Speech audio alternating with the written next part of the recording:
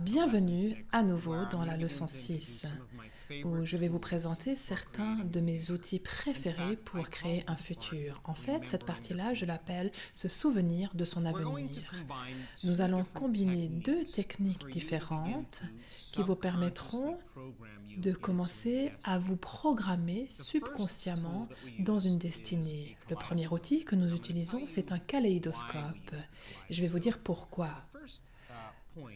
La première chose à savoir, c'est que quand j'ai vécu des expériences mystiques dans ma vie, très souvent, juste avant une expérience mystique, je vois des motifs géométriques, des ondes stationnaires d'énergie qui ressemblent à des mandalas. Et ce sont des motifs de fractal, des motifs à l'intérieur de motifs qui sont de l'énergie. Et quand je les vois ou les perçois dans ma tête, dès que je les perçois, si je peux m'y abandonner, je sais que mon cerveau va capter cette onde stationnaire d'énergie et d'information et la traduire en images très profondes, très puissantes. Et pour moi, la meilleure façon de décrire ces motifs géométriques, c'est à travers un kaléidoscope. Donc, nous utilisons le kaléidoscope pour induire une transe chez nos étudiants. Pourquoi la transe est-elle importante? Parce que la plupart des gens, quand ils sont en transe, en général, ont les yeux fermés. Mais ce que nous voulons vous apprendre, c'est comment être en transe en gardant les yeux ouverts. Et un très bel exemple de la transe, c'est quand vous êtes dans votre voiture, sur l'autoroute, vous ne bougez pas beaucoup votre corps, vous n'êtes pas excessivement analytique, vous êtes assez immobile, vous êtes entre la route et votre monde extérieur et les images et ce qui se passe dans votre monde intérieur, dans votre esprit. Et quand vous faites cela, vos ondes cérébrales commencent à changer et cela ouvre la porte au subconscient. Et ce qui sépare le conscient du subconscient ou de l'inconscient, c'est votre esprit analytique. Donc, comme nous l'avons dit, les 5% de notre esprit qui sont conscients travaillent pour contrer les 95% inconscients, les habitudes, comportements, croyances, perceptions, attitudes et réactions émotionnelles. Et pour l'essentiel, cela se passe dans l'inconscient. Donc, c'est lui qui est aux commandes pour la plupart des gens. Ils peuvent donc être conscients de ce qu'ils voudraient voir arriver dans leur futur, mais leur inconscient a été programmé très différemment. Donc nous utilisons le kaléidoscope parce que nous cherchons à ouvrir la porte entre l'esprit conscient et l'esprit inconscient. Et quand vous entrez en transe, vous changez vos ondes cérébrales qui passent de bêta à alpha et pour certains à θ. Et c'est à ce moment-là que la porte s'ouvre et l'esprit analytique se retrouve anesthésié. Vous n'êtes pas en train d'analyser et donc pas en train de penser, pas en train d'essayer de critiquer, de comprendre, de savoir comment les choses vont se manifester. Donc, quand vous entrez en transe et que vous changez vos ondes cérébrales, vous augmentez également votre niveau de suggestibilité. Votre esprit analytique baisse et votre niveau de suggestibilité augmente. La suggestibilité, c'est votre capacité à croire, accepter et accueillir une information sans l'analyser. Donc, quand vous regardez votre écran de télévision et que votre cerveau est en alpha et que vous êtes là, assis immobile, avec toute votre attention sur les images qui bougent devant vous et qu'il y a une publicité qui vient et que vous êtes en transe, donc suggestible aux informations, cette publicité, par exemple, vous met en garde contre la grippe à cause de certains microbes. Et vous êtes suggestible à cette publicité, donc vous serez plus enclin à choisir par exemple de vous faire vacciner contre la grippe parce que vous croyez que votre système immunitaire n'arrive pas à se battre tout seul contre certaines bactéries extérieures. Donc les gens constamment se retrouvent programmés par la télévision, l'internet et ils sont programmés à être dans des états très limités, des croyances très limitées, qu'il s'agisse d'un problème de santé ou d'un besoin d'un certain produit. Tout cela crée de la dépendance, une dépendance à notre monde extérieur pour changer quelque chose dans notre monde intérieur. Et ce type-là d'association a pour effet que nous devenons victimes dans notre vie. Nous nous croyons incapables de changer depuis l'intérieur, nous pensons qu'il y a quelque chose d'extérieur à nous qui doit nous faire quelque chose. C'est une forme de conditionnement très limitée, mais aussi très puissante. Donc, nous utilisons le kaléidoscope pour induire la transe. Et quand vous êtes en transe, vous êtes plus suggestible. Et donc, faites passer vos ondes cérébrales de bêta à alpha. Et à ce moment-là, vous dépassez votre esprit analytique. Vous êtes plus suggestible, moins analytique. Tout cela fonctionne ensemble. Donc, nos étudiants fixent le kaléidoscope tout en gardant une focalisation élargie, fixent le centre du kaléidoscope et je leur demande de constamment se détendre davantage. Et plus ils se détendent, plus ils ralentissent leur respiration et changent leurs ondes cérébrales en fixant le kaléidoscope sans penser, sans analyser, simplement en regardant la géométrie, en regardant ces motifs de fractales qui changent.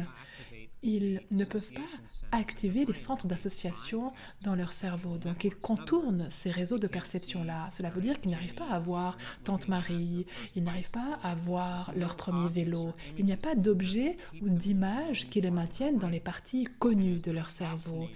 Et quand ils se laissent fasciner par les motifs qu'ils voient changer devant leurs yeux, leurs ondes cérébrales ralentissent et ils ouvrent la porte entre leur conscient et leur subconscient.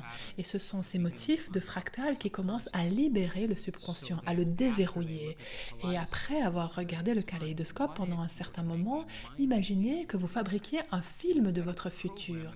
Et plutôt que de vous programmer dans un état très limité, comme si vous aviez besoin de quelque chose d'extérieur pour être heureux, vous commencez à vous programmer à être plus acteur, à créer une nouvelle vie pour vous. Et quand vous passez du kaléidoscope ensuite au mind movie, à ce film, et que vous regardez ces images et que vous vous voyez vous-même dans votre futur, si vous avez vraiment dépassé votre esprit analytique, vous n'allez pas dire des choses comme ça va pas réussir, ça n'a pas réussi la dernière fois, comment vais-je pouvoir me payer ce voyage? Ce critique, il est secondaire. Et vous devenez comme un enregistreur. Vous enregistrez ce nouveau programme au niveau de votre subconscient. Donc, dans la technologie des Mind Movies, nous utilisons une chanson ou un morceau de musique qui accompagne les images que vous regardez et qui accompagne aussi les affirmations que vous allez énumérées dans votre mind movie. Donc cette musique commence aussi à susciter une émotion élevée, commence à créer ce sentiment qui vous fait vous sentir inspiré et invincible et joyeux et vous regardez ces images et là quelque chose d'extraordinaire se produit. L'action consistant à entrer dans les émotions tout en regardant ces images a pour effet de créer des souvenirs à long terme. Donc quand vous vivez un événement dans votre vie qui vous choque ou crée une émotion ou une autre et que vous vous sentez changer à l'intérieur et que vous regardez qu'est-ce qui à l'extérieur a causé cette émotion, plus l'émotion est forte, plus le souvenir à long terme sera fort. C'est comme ça que les gens deviennent piégés. Cela devient leur identité. Donc, quand vous commencez à créer une émotion élevée et à prêter attention aux images de votre mind movie, si vous sortez vraiment de votre état de repos et commencez à ressentir la joie, l'excitation de votre futur, et la musique vous motive tout en regardant ces images, cette musique fait des transitions à certains moments de votre mind movie et votre cerveau commence à cartographier cela neurologiquement. Et tout comme parfois on entend à la radio une chanson qui nous rappelle quand on était adolescent et qu'on l'associe à certains souvenirs, à une personne, à certaines choses, à un moment, à un lieu, quand on associe cette chanson à un souvenir passé, cela active neurologiquement des réseaux cérébraux. Et moi, de la même façon, je veux que vous vous rappeliez de votre avenir, de la même façon que vous vous rappelez de votre passé. Neurologiquement, c'est exactement la même chose qui se passe dans le cerveau. Donc, quand vous entrez dans votre mind movie, je vais vous demander, tout en regardant ces images et en voyant les affirmations que vous avez écrites, quand vous commencez à vous sentir puissant, joyeux, excité et enthousiaste, vous n'accepterez, ne croirez et n'accueillerez que les informations égales à votre état émotionnel. Et si vous ouvrez la porte entre votre esprit conscient et votre esprit inconscient, cette pensée, ce ressenti entrera directement jusque dans votre corps et vous allez programmer votre corps et votre cerveau dans un futur. Donc, vous allez regarder plusieurs fois votre mind movie et l'associerait avec la musique et pendant ce processus, le cerveau va cartographier cela et le programmer subconsciemment. Et vous allez le faire pendant un certain moment et ensuite je vous demanderai de switcher, vous repasserez au kaléidoscope, vous regarderez à nouveau le kaléidoscope en vous détendant, en élargissant votre focalisation à l'espace autour de vous, tout en fixant le centre du kaléidoscope, vous entrerez en transe et vous resterez en transe sans analyser, sans penser, vous allez continuellement vous détendre toujours plus, changer vos ondes cérébrales et vous ouvrirez cette porte et vous reprogrammerez vous-même. Puis vous repasserez du kaléidoscope au mind movie et vous allez faire des va-et-vient parce que plus vous le faites, comme avec une publicité à la télé, avec les jingles, les images, quand vous associez une émotion à des images, vous vous programmez subconsciemment. Et si vous le faites encore et encore, encore et encore, vous allez commencer à vous programmer dans ce futur.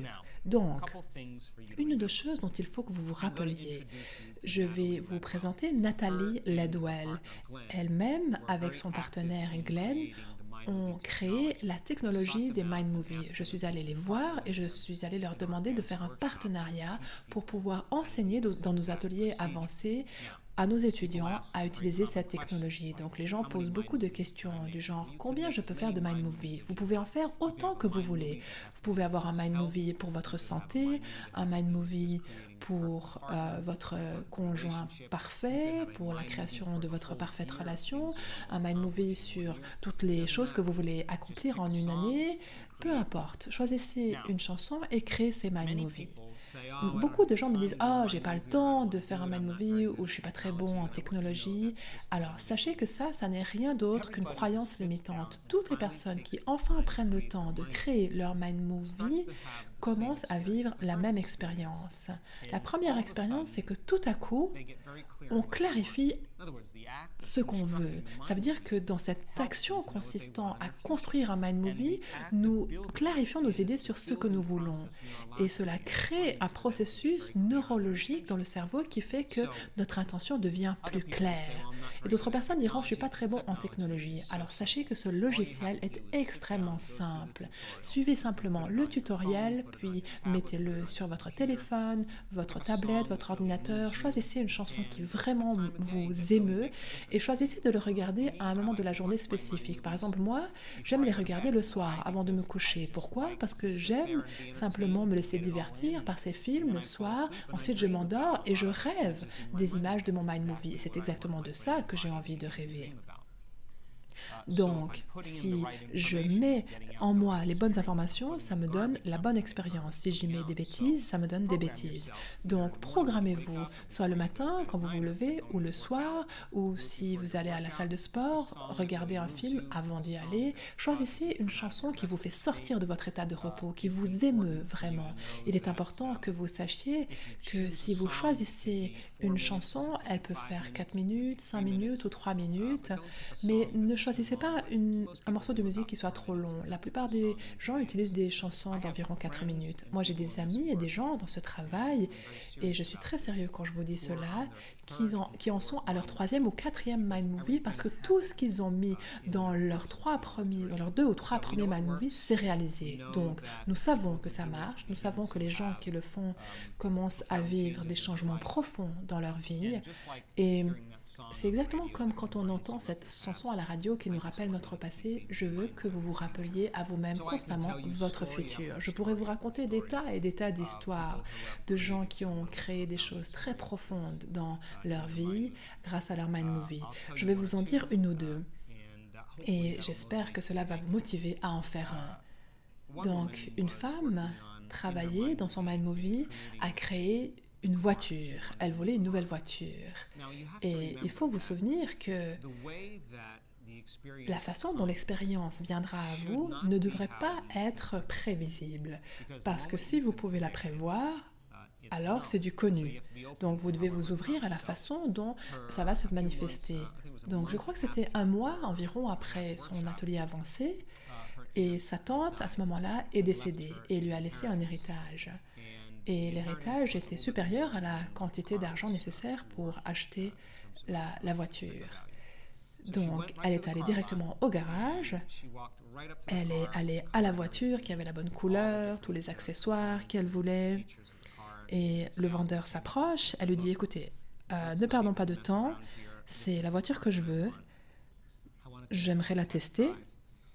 Il dit, d'accord, alors je vais aller chercher les clés, il prend les clés, elle signe les papiers, elle donne son permis, elle entre dans la voiture et le vendeur lui dit, alors cette voiture, elle a un super système audio. Et il allume la radio et quand il allume la radio, la chanson qui passe à la radio, c'est la chanson de son Mind Movie. Et pour elle, c'est tellement énorme, elle commence à sangloter, à être excitée, et le vendeur, il dit, quoi, vous aimez pas la voiture, on va changer. Et elle dit, non, non, ceci est ma voiture. Donc, les synchronicités qui se produisent pour les gens grâce à leur Mind Movie sont profondes. Il y a un exemple d'une autre femme qui cherchait à vendre sa maison depuis des années, elle n'y arrivait pas, et elle a commencé à travailler sur son Mind Movie, et elle est entrée dans un état, et elle a vécu une expérience très lucide, où elle s'est vue signer les documents de vente. Elle sentait l'odeur de l'eau de Cologne de l'agent immobilier, le goût du champagne. Elle a vécu une expérience très très forte et quand elle est sortie de cette méditation-là, elle a reçu un texto de son mari alors que sa maison n'était même pas sur le marché, même pas en vente à ce moment-là. Son mari lui disait qu'ils avaient reçu une offre et à la fin de l'atelier, elle avait vendu sa maison. Donc les gens ont créé de la richesse, des voyages, des changements de santé. Donc les possibilités sont infinies. La clé, c'est de s'amuser. C'est que ça soit fun, quelque chose que vous avez hâte de faire, dont vous vous réjouissez. Et si vous le faites chaque jour, vous commencerez à vous programmer dans le futur. J'espère que vous vous amuserez.